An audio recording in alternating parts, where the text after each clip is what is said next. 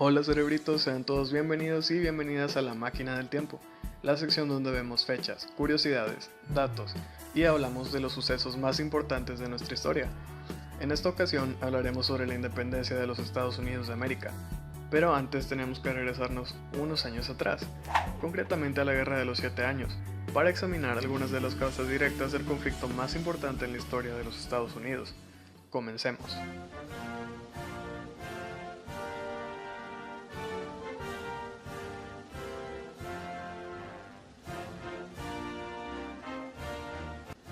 La Guerra de los 7 Años se basó en una serie de conflictos internacionales que se desarrollaron entre 1756 y 1763. Los principales objetivos eran el control de Silesia y por las colonias en América del Norte y la India. En un lado estaban el reino de Prusia, el de Hannover y el reino de Gran Bretaña, y más tarde se les uniría Portugal. Y en el otro lado estaban el reino de Sajonia, el imperio austriaco, el reino de Francia, el imperio ruso, Suecia y posteriormente se les uniría España. Aunque nosotros, por estar hablando de la independencia de los Estados Unidos, nos centraremos en Gran Bretaña y la obtención de las colonias americanas. Al terminar la Guerra de los 7 Años, el 10 de febrero de 1763, el Tratado de París fue firmado por el conde Choiseul, el marqués Grimaldi y el duque de Bedford. Todos estos tratados de paz que fueron firmados al final de la guerra representaron ganancias para el imperio de Gran Bretaña y Prusia y muchas pérdidas para el reino de Francia y los españoles, territorialmente hablando, claro. Con estos tratados, España tuvo que darle a Gran Bretaña Florida y las colonias al este y sureste de Mississippi. Asimismo, Francia le cedió Canadá y los territorios al este del río Mississippi, exceptuando Nueva Orleans, entre muchos otros territorios fuera de Estados Unidos.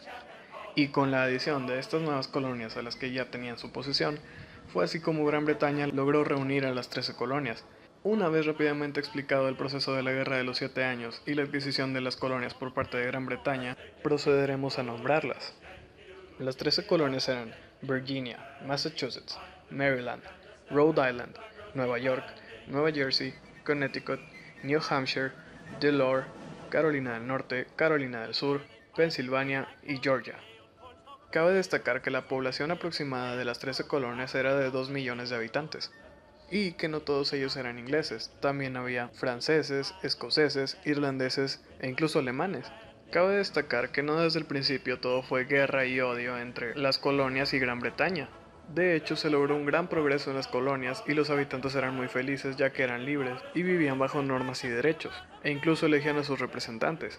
Pero no todo puede ser color de rosa para siempre, ¿cierto?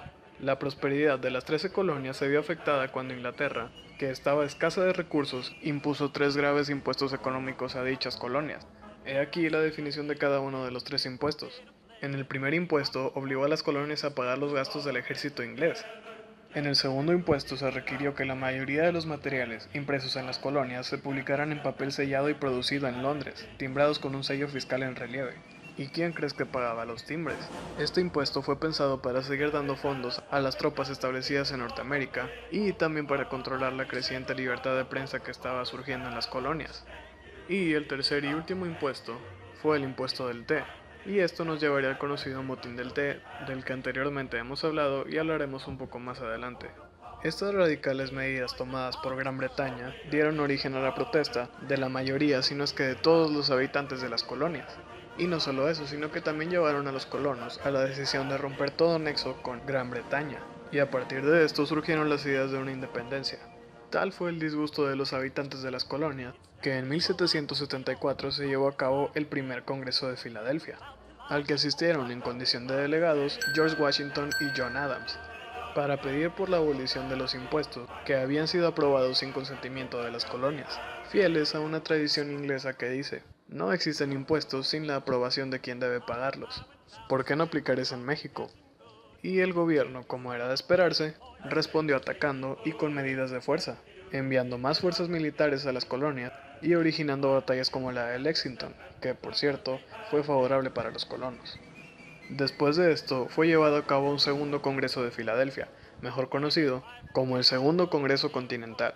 Este contó con la participación de todas las colonias, además de George Washington, Adams, Thomas Jefferson, Benjamin Franklin y Robert Morris.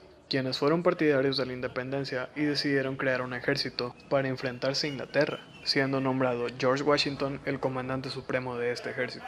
Y el 4 de julio de 1776 se escribió el Acta de Proclamación de Independencia, redactada por Washington, Jefferson y Adams. Y nuevamente, como era de esperarse, Inglaterra respondió con aún más militares, dando origen a las batallas en Boston y en la frontera de Canadá en 1776 favorables a los colonos, así como la batalla de Saratoga en 1777, que significó una victoria muy importante sobre los ingleses, y por último la batalla de Yorktown en 1781. Esta es de las más significativas, ya que, con la ayuda de Francia, que buscaba venganza después de que Inglaterra le había quitado sus colonias en la India y en Canadá, y más específicamente con la ayuda de los generales franceses Rochambeau y Lafayette, selló la independencia norteamericana. Después de estos enfrentamientos, en 1783, al fin llegó el triunfo para las colonias, ya que se llevó a cabo la firma del Tratado de París, donde Gran Bretaña finalmente reconoce la independencia de los Estados Unidos. Si te gusta este tipo de contenido, no olvides suscribirte y seguir las redes sociales del canal. Asimismo, si tienes dudas del tema o los temas que se acaban de presentar, opiniones o sugerencias para el canal, no dudes en plasmarlas en la caja de comentarios. Muchas gracias por acompañarme en este nuevo viaje en la búsqueda del conocimiento. Yo soy Carlos Cambranis y nos vemos en el siguiente video. Hasta la próxima.